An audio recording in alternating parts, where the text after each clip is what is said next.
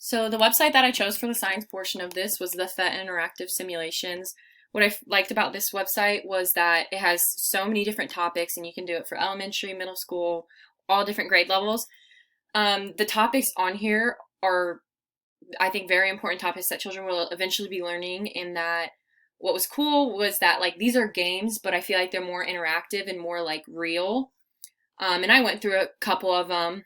And so what I thought you could do with a website like this was you could have like a learning center based on whatever topic you're trying to teach, and you'll have like a few learning centers, and then on the computers can be a learning center, and children can go through whichever like game simulation that you'll be working on that day.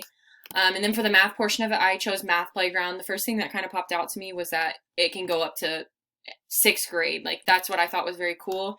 And it has so many different options of games for so many different topics. And what I also thought about this one was that like this could be kind of like a reward. Like you can go to the computer and you can play games and still be learning. And then I also thought that children like could also bring this home and be working on this type of stuff at home, just because this website is very like easily accessible. You can navigate it very easily.